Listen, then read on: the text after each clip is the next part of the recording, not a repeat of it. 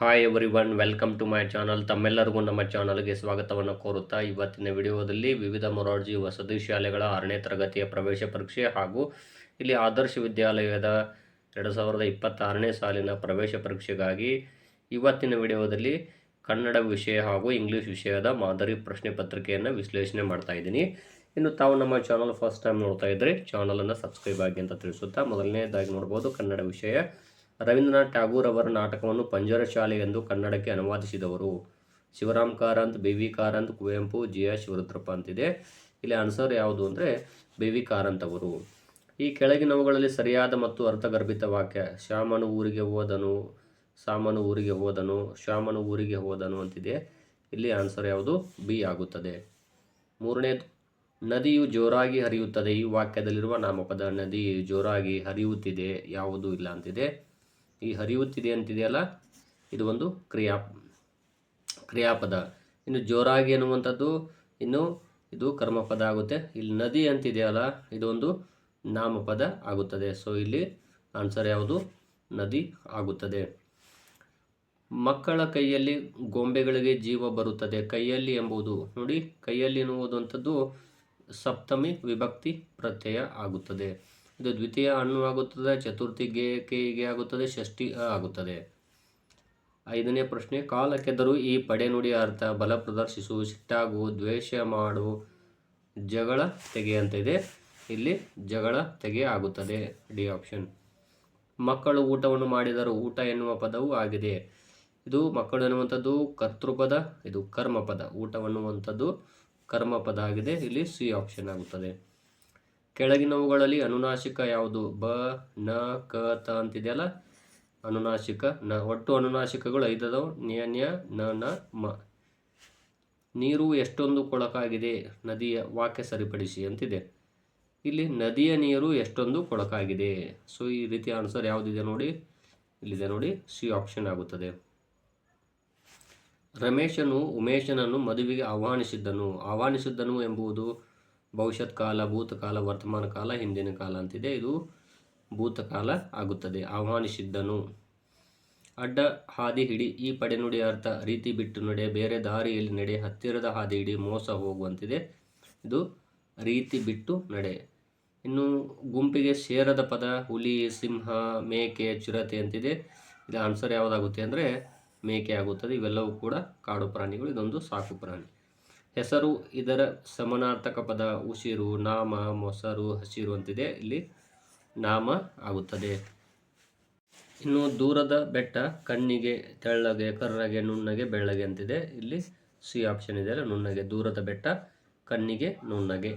ರಕ್ಷಕ, ದೊರೆ ತೋಟದ ಹಣ್ಣು ತಿನ್ನುತ್ತಿ. ಈ ವಾಕ್ಯದಲ್ಲಿರುವ ಲೇಖನ ಚಿಹ್ನೆ. ಇಲ್ಲಿ ಬಂದಿದೆಯಲ್ಲ 2 ಪಾಯಿಂಟು. ಇದಕ್ಕೆ ಏನಂತಾರೆ ಅಂದರೆ ವಿವರಣೆ ಚಿಹ್ನೆ ಅಂತ ಹೇಳ್ತಾರೆ.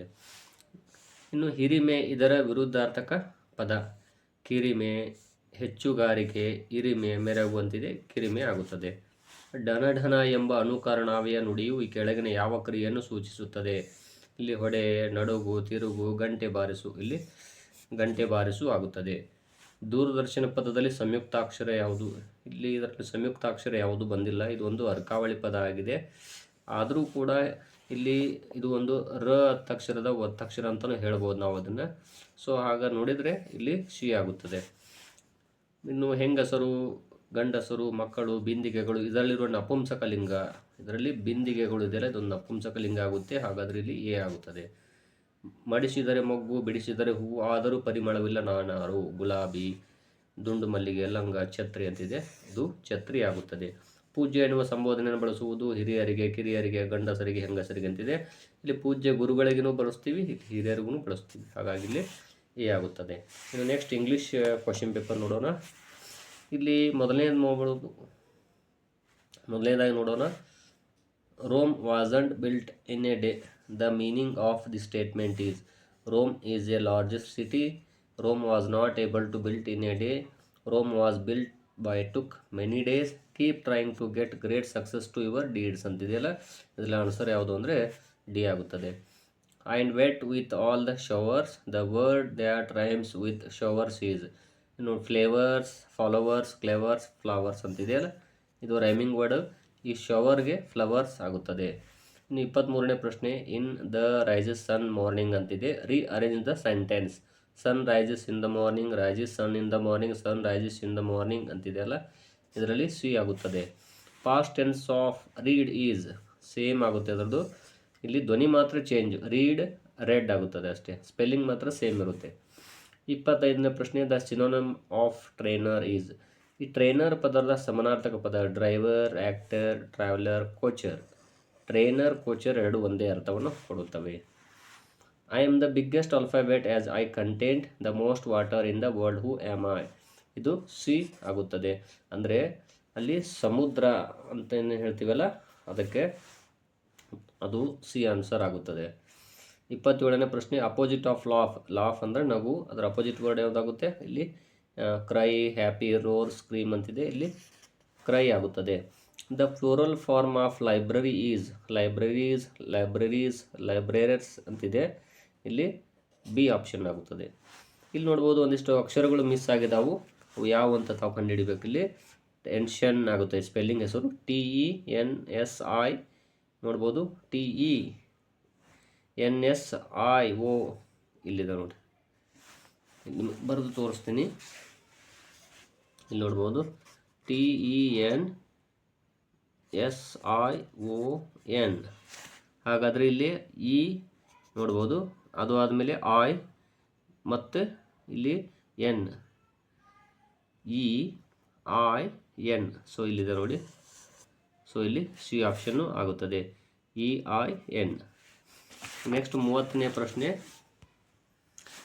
Right the prefix of able, misable, disable, non in ಅಂತಿದೆ, ಇಲ್ಲಿ ಡಿಸೇಬಲ್ ಆಗುತ್ತದೆ.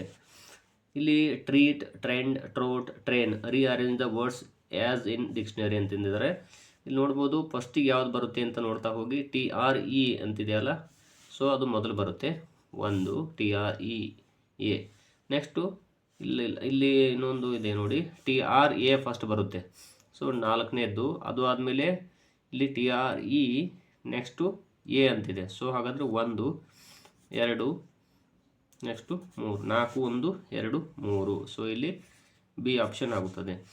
Dogs are in the street ಅಂತಿದೆ, ಇಲ್ಲಿ ಅವು ಬಾರ್ಕಿಂಗ್, ಸೊ ಇಲ್ಲಿ ನಾಯಿಗಳು ಬೊಗಳುವುದಕ್ಕೆ ಬಾರ್ಕಿಂಗ್ ಅಂತ ಹೇಳ್ತೀವಿ, ಸೊ ಸಿ ಆಪ್ಷನ್ ಆಗುತ್ತದೆ.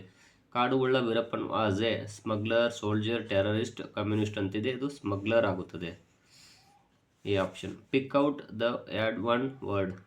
ಫ್ರಾಗ್, ಫಿಶ್, ಕ್ರೊಕೊಡೈಲ್, ಸ್ನೇಕ್ ಆಗುತ್ತದೆ. ಇಲ್ಲಿ ಆಪ್ಷನ್ಸ್ಗಳನ್ನು ನೋಡಿದಾಗ ಇಲ್ಲಿ ಫಿಶ್ ಆಗುತ್ತದೆ, ಯಾಕಂದರೆ ಫ್ರಾಗ್, ಕ್ರೊಕೊಡೈಲ್, ಸ್ನೇಕ್ ಇವು ಉಭಯವಾಸಿಗಳಾಗಿವೆ, ಅಂದರೆ ನದಿ ಮತ್ತು ಭೂಮಿಯ ಮೇಲೂ ಇರುವಂಥದ್ದು. ಭೂಮಿಯ ಹೊರಗೆ ಅಂದರೆ ನದಿಯ ಹೊರಗೆ ಮತ್ತು ನದಿಯ ಒಳಗೆ, ನೀರಲ್ಲಿ ಇರುವಂತಹ ಮತ್ತು ಭೂಮಿಯ ಮೇಲೆ ಇರುವಂತಹ ಪ್ರಾಣಿಗಳಾಗಿವೆ. ಬಟ್ ಇದು ಮಾತ್ರ ನದಿಯಲ್ಲಿ ಮಾತ್ರ ಬದುಕಿರುವಂತಹ ಅಥವಾ ನೀರಲ್ಲಿ ಮಾತ್ರ ಬದುಕಿರುವಂತಹ ಒಂದು ಪ್ರಾಣಿ ಆಗಿದೆ, ಸೊ ಹಾಗಾಗಿ ಇಲ್ಲಿ ಫಿಶ್ ಆಗುತ್ತದೆ. The cheapest transport facility is bus, auto rickshaw, train, aeroplane ಅಂತಿದೆಯಲ್ಲ, ಟ್ರೈನ್ ಆಗುತ್ತದೆ. Fan is more useful in the summer, winter, rainy, spring ಅಂತಿದೆ, ಇಲ್ಲಿ ಸಮ್ಮರ್ ಆಗುತ್ತದೆ. You can show your voter ID to show your identified identity ಆಗುತ್ತದೆ. Which word means a lot of people. Cream, crash, crane, crowd ಆಗುತ್ತದೆ, ಅಂದರೆ ಬಹಳ ಜನರು ಇದ್ದದಕ್ಕೆ crowd ಅಂತೀವಿ. Which is the plural form of the word wife, wives ಅಂತಿದೆ, ಇಲ್ಲಿ wives ಆಗುತ್ತದೆ. The greatest invention of 20th century is ನೋಡ್ಬೋದು, an computer, the computer, a computer, none of the above ಅಂತಿದೆ.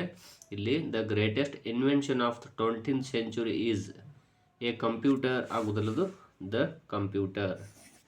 ಇದು 40ನೇ ಪ್ರಶ್ನೆ ಆನ್ಸರ್ ಆಗಿದೆ.